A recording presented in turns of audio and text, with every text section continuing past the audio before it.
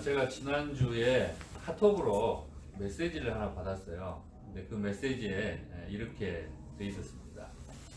항상 신앙적으로 모본을 보이며 사는 사람이나 또 영적인 사람, 목사님이나 또 장로님, 그런 분들이 불의의 사고를 당하거나 또 몹쓸병에 걸려서 일찍 세상을 뜨는 사람, 혹은 너무 고통을 가지고 애쓰며 사는 사람들을 믿지 않는 사람들에게 이야기할 때 어떻게 이해시켜야 하는지 성경적인 근거나 애언신에 그런 이야기가 언급된 내용을 알려주시면 자료 연구에 도움이 되겠습니다.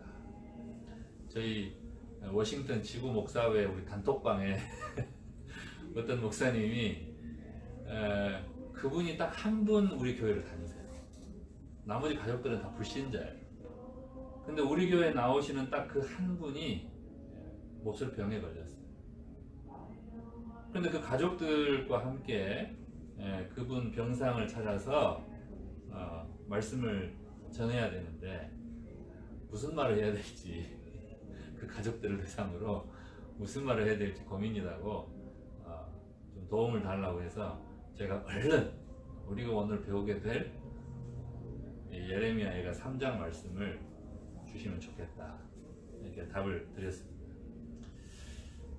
제가 두 종류의 썩 그렇게 즐겁지 않은 카톡을 받았는데요. 제가 87년도에 지금으로부터 몇 년 전이죠? 한 32년 전입니까? 87년도에 처음 교회를 다니기 시작하면서 같이 교회를 다녔던 우리 AY 청년들입니다. 다 저보다 한 살 많고 한 살 적고 2살 어린 애들. 그래서 이렇게 우리 친구들이에요. 같이 늘 어울려 다니던. 그리고 이렇게 여기 하나, 둘, 셋, 넷, 다섯, 이 5명이 학생반 교사 활동을 같이 했던 구역반 친구들이고요. 그 다음에 얘네들 둘이가 저희 학생반 학생들이었습니다. 지금은 이제 같이 늙어가죠. 같이 이제 50줄에 들어가지고 그러고 살고 있는데 이 친구는 지금 이제 이렇게 둘이 결혼을 했어요. 이렇게 둘이 결혼을 해서 이 친구가 지금 이제 어디야죠? 동중한 앞에서 지금 목회를 하고 있고, 여기는 이제 치과 의사가 됐고, 여기 둘은 소식을 잘 몰라요. 근데 이제 여기 이 친구가 이제 전경아라는 친구인데, 여기 간단하게 말씀드린 것처럼 제가 대학교 1학년 때 영어학원을 가서 등록을 했는데 그게 36 외국어 학원이어가지고 그때 이제 저희 큰형이 갑자기 큰형수랑 같이 교통사로 돌아가시는 바람에 그분들이 유일하게 우리 집에서 교회를 다녔던 분들이에요. 나머지는 아무도 교회를 안 다녀요. 그래서 교회를 안 다니는 우리는 멀쩡히 잘 사는데 교회를 다니는 그 사람들이 35세 아이들 그 7살, 5살짜리 남겨두고 왜 그렇게 갑자기 교통사고로 불의의 사고로 죽을 수밖에 없는지 그걸 따지러 갔다가 성경 공부를 시작을 해서 이제 처음 신앙을 하게 될 때 그때 저를 도와주었던 사람들입니다. 이 사람들이. 저보다 한 살밖에 많지는 않았지만 신앙은 저보다 훨씬 오래됐죠. 이 사람들이 모태신앙이거나 아니면 저보다 먼저 신앙을 했던 사람들이기 때문에 저한테는 굉장히 자주 영적인 상담들을 해줬던 사람들입니다. 그래서 같이 늘 어울려 다니면서 학교에서 클럽 활동도 하고 또 교회에서 봉사 활동도 하고 늘 같이 어울렸던 사람들, 가장 많은 시간을 보냈던 친구들입니다. 근데 이제 어느덧 나이가 52이 됐어요. 그리고 이제 대덕연구단지에서 연구원으로 있는 남편하고 결혼을 해서 거기서 안정적으로 아이들 키우고 잘 살고 있었는데 대전 둔산, 거기 가까운 대전 둔산 학원교회를 출석을 하면서 살았는데 갑자기 단톡방이 개설됐어요. 이 친구가 이 진아라는 애인데 진아가 단톡방을 개설했어. 그래서 광주 학원교회 동지들 모임 이렇게 해서 단톡방을 만들어 가지고 거기다 글을 딱 올렸더라고. 경아 언니가 육종암 말기여 가지고 원자력병원에서 지금 투영 중이라고. 그래서 별로 희망은 없다고, 이제 정리하고 있다고, 삶을 정리하고 있다고 그렇게 이야기를 하는 거예요. 그러면서 기도를 해달라고. 정말 깜짝 놀랄 소식이었습니다. 뭐 심지어 어린 아이, 소아과 병동에 있으면 뭐 어린 아이서부터 뭐 할머니 일기까지 병마가 뭐 나이를 가리지 않고 성별을 가리지 않고 빈부 귀천을 가리지 않고 찾아오기 때문에 늘상 있는 일이지만, 그러나 내 옆에 가까이 내 나이 또래의 신앙적 동지들이었던 그 사람 중에 한 사람이 갑자기 이런 일을 당했다는 이야기를 들으니까 그런 생각이 드는 거예요. 이 사람이 그동안 살면서 그 삶이 얼마나 힘들었으면 이런 병을 하나님이 허락하셨을까.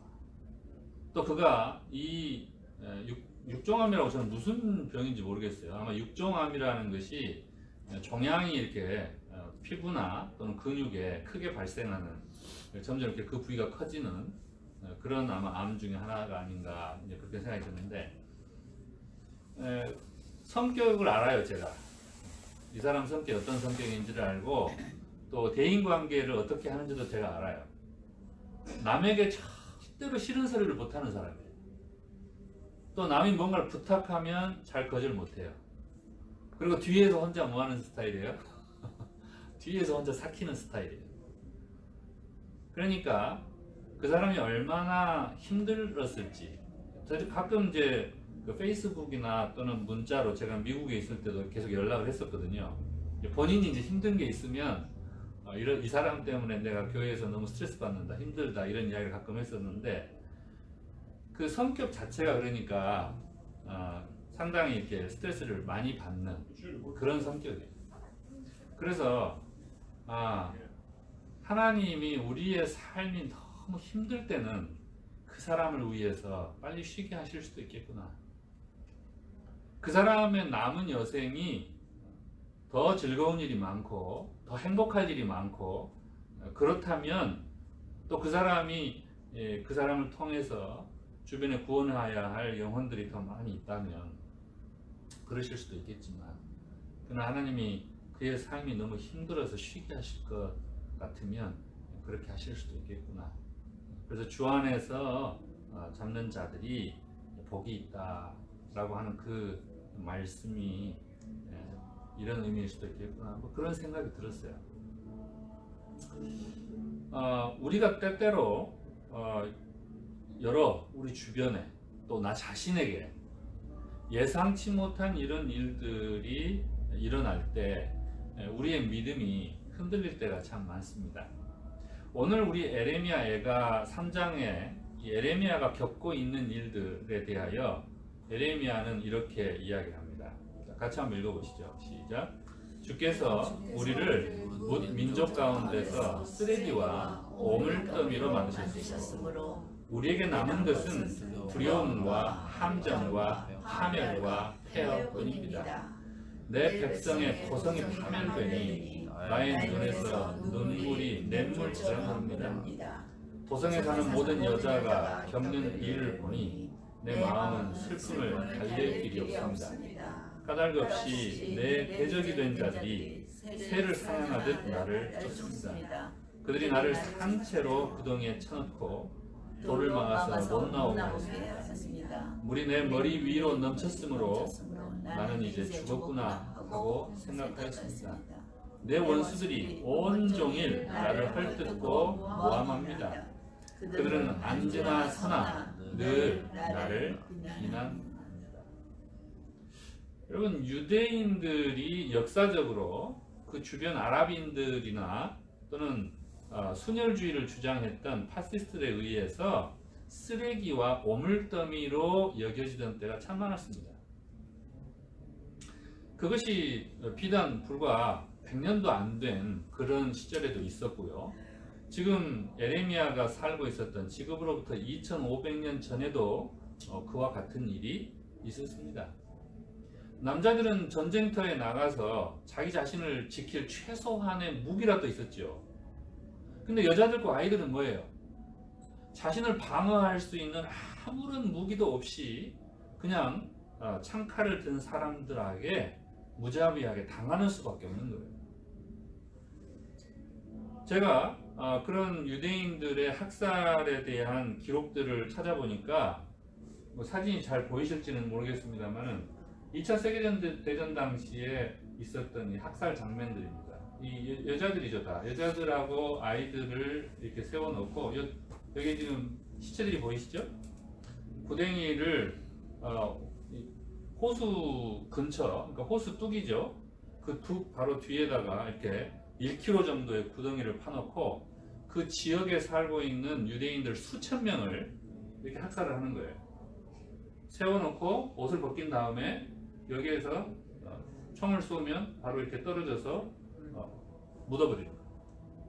심지어는 총을 아끼기 위해서 여자와 아이들은 그냥 생매장을 했어요. 산채로 그냥 묻었어요. 그것을 그 광경을 지켜보고 있던 사람이 실제로 찍은 사진입니다. 이게 먼저 남자들을 끌어다가 학살을 하죠. 스스로 자기 구덩이에 이렇게 들어가요. 이 사람들이. 그때 당시는 이게 무성 필름이라 그러죠. 소리가 안 나는 필름이기 때문에 소리는 없이 그냥 영상만 이렇게 있습니다.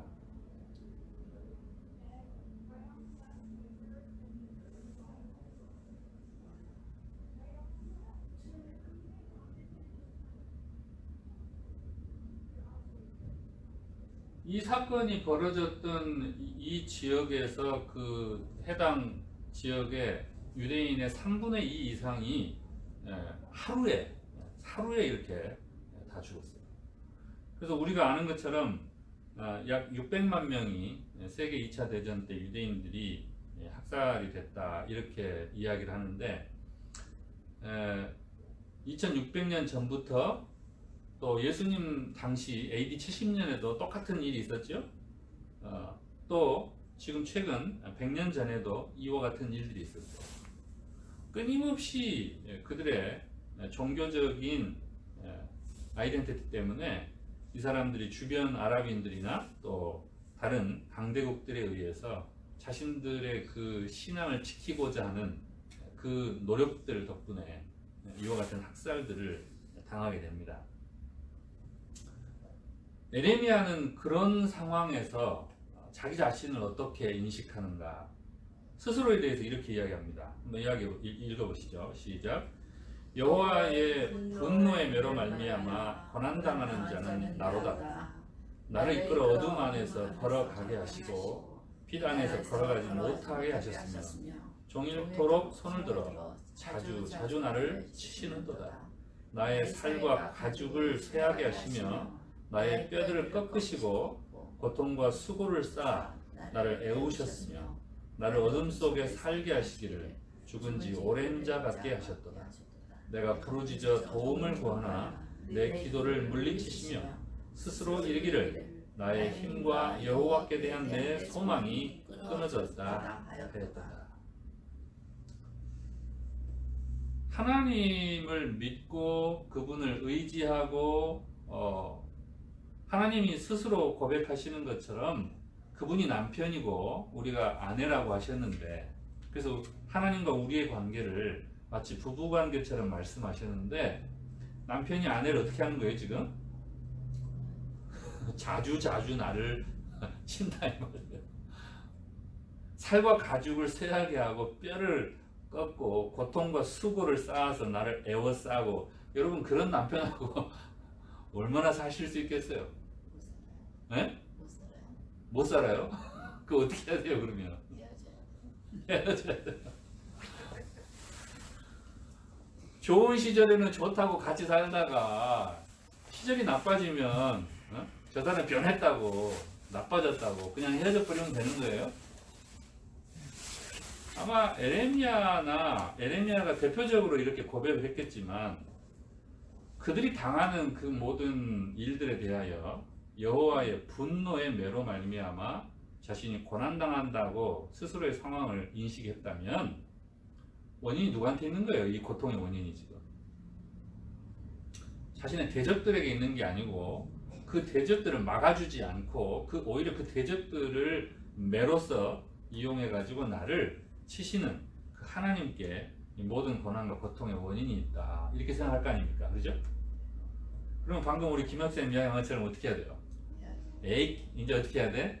여호와의 남편 버려버려야지. 버려버려야지. 그렇게 생각할 수가 있겠죠, 그렇죠?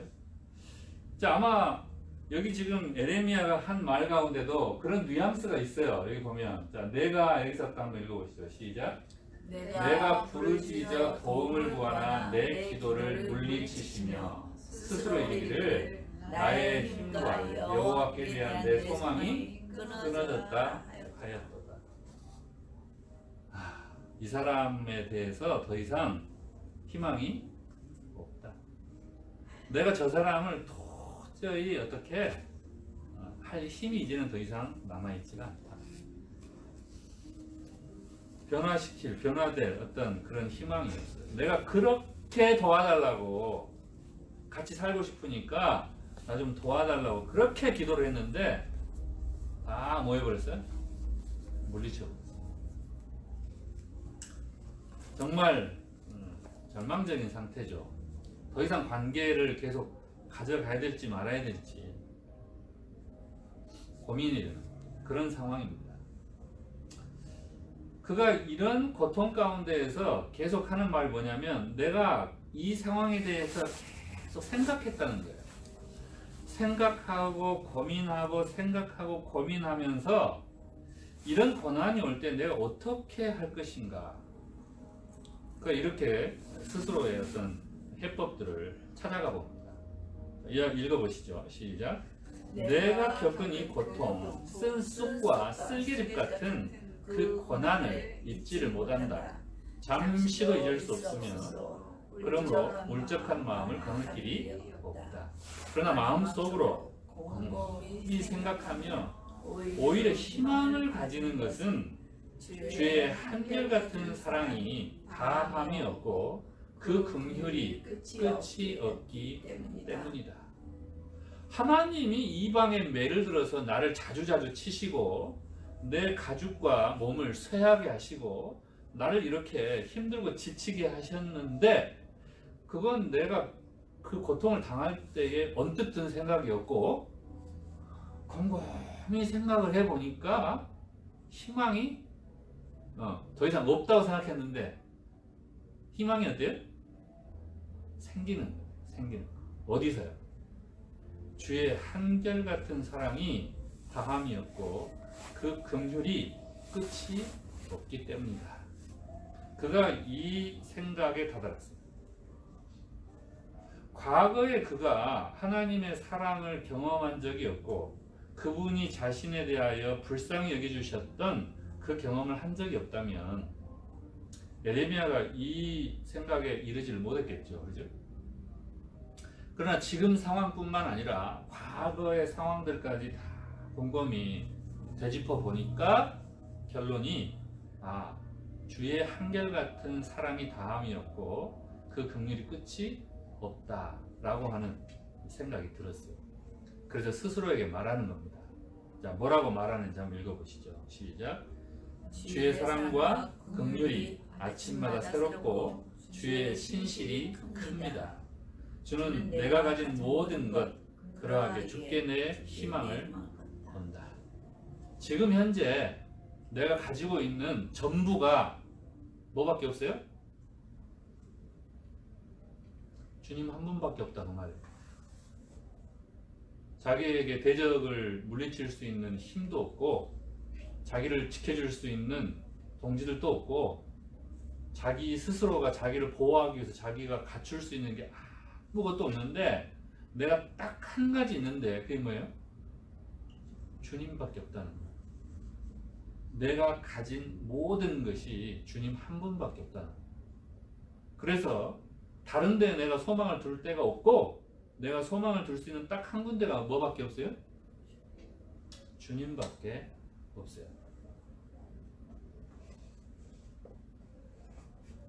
참 남편한테 괴롭힘 당하는 아내들이 이혼을 하고 싶어도 이혼을 못하는 이유가 있는데 대표적인 이유가 뭐예요? 그렇죠. 경제적으로 독립할 수 있는 여건이 안 되기 때문에 못하는 경우가 참 많습니다. 자신이 의지할 수 있는, 자기가 가진 게 없기 때문에 독립하고 싶어도 독립을 못하는 경우들이 참 많아요. 그런데 미국같이 맞벌이 하는 사람들은 어때요? 언제든지 마음에 안 들면 그 사람 아니라도 내가 의지할 수 있는 가진 게 있기 때문에 어때요? 그냥 쉽게 헤어집니다. 여러분, 지금 에레미야의 고백은 이 에레미야가 여호와를 떠나지 못하는 것은 그런 이유 때문이에요. 내가 지금 가진 게 아무것도 없어가지고 주님밖에 없어서 내가 할 수 없이 할 수 없이 지금 붙어 있는 거예요. 그런 뉘앙스가 아니에요, 그렇죠? 네, 그런 뉘앙스가 아니에요. 그가 과거에 하나님과의 여러 가지 경험들을 통해서 비록 그분이 이방의 매를 통해서 나를 자주자주 치시고 나에게 이 고통을 주셨지만 그러나 그 이면에 나를 향한 그분의 사랑의 한결같음을 그가 확신할 수 있는 어떤 계기들이 있었다고 하는 것이죠. 그러면서 같이 고난당하는, 그래서 같이 힘들어하는 자기 동족들에게 그가 이런 권면을 해줍니다. 특히 젊은 사람들에게 권면을 해주는 거예요. 우리 젊은이들 잘 들어요. 자, 젊은 사람들만 읽어보세요. 자, 시작. 주께서 구원하여 주시기를 참고 기다리는 것이 좋다. 자, 계속 읽으세요. 젊은 시절에 이런 멍에를 짊어지는 것이 좋고 짊어진 멍에가 무거울 때는 던져 끄는 것이 좋고 어쩌면 희망이 있을지도 모르고 무성히 사는 것이 좋다. 때리려는 사람에게 뺨을 대주고 욕하고 욕을 하거든 기꺼이 들으라. 주께서는 우리를 언제까지 버려두지는 않으신다. 주께서 우리를 근심하게 하셔도 그 크신 사랑으로 우리를 불쌍하게 여기신다. 우리를 괴롭히거나 근심하게 하는 것은 그분의 본심이 아니다. 네. 여기 특별히 젊은 시절에 이런 고난을 당하는 그런 친구들이 있으면, 이때 당시 에레미야는 벌써 이제 60줄에 달하는 그런 나이였기 때문에 이제 그 젊은 청년들에게, 에레미야가 그 시드기야가 마지막으로 죽고 포로로 끌려가고 남아있는 그 젊은 청년들과 처녀들도 똑같이 사로잡혀서 포로로 끌려가는 그 상황에서 자주 후세들에 대한 기록을 남겼어요. 그 중에 하나가 이 기록입니다. 젊은 시절 이런 멍에를 짊어지게 되거든. 주변의 사람들이 너를 쓰레기 오물처럼 여기는 그런 경험을 당하고, 주변의 사람들이 너에 대해서 끊임없이 비난하는 그런 경험들을 당하거든. 젊은 시절 이런 멍에를 짊어지는 것은 어떻다? 네 인생의 성장을 위해서 좋은 일이다. 그러니 그 짊어진 멍에가 무거울 때는 잠자코 있는 것이 좋다. 홧김에 확 하는 경우들이 많잖아요, 젊은 애들이. 그러다가 지 평생을 어떻게 해요? 망치는 경우들이 많죠. 그래서 그런 짊어진 멍에가 무거울 때에는 잠자코 있는 것이 좋다. 어쩌면 희망이 있을지도 모르니 겸손하게 사는 것이 좋다. 그리고 때리려는 사람에게 뺨을 대주고 욕을 하거든 기꺼이 들어라. 이게 지금 누가 하시는 말씀 같아요? 예수님이 마태복음 5장 38절로부터 인용하신 말씀, 이 말씀입니다. 에레미야 애가 있는 말씀을 예수님 인용하셔서 하신 말씀이에요. 누군가 네 오른뺨을 때리거든 왼뺨도 돌려대고, 억지로 오리를 가게 하거든 심리를 같이 가지고, 거짓으로 송사를 해서 속옷을 취하려면 겉옷까지도 내주로. 이 말씀이 에가서에 있는 내용을 인용하셔서 하신 말씀이에요. 왜 그렇게 할 수 있다는 거예요? 왜 내가 지금 억울하게 당하는 이 일들을 견딜 수 있다는 거예요? 주께서 우리를 언제까지나 이렇게 버려두지 않으신다는 것을 알기 때문에. 주께서 우리를 근심하게 하실 때가 있지만 그 크신 사랑으로 우리를 불쌍히 여기시고 우리를 괴롭히거나 근심하게 하는 것은 그분의 본심이 아니라는 거예요. 그리고 그 뒷절에 길게 설명을 합니다.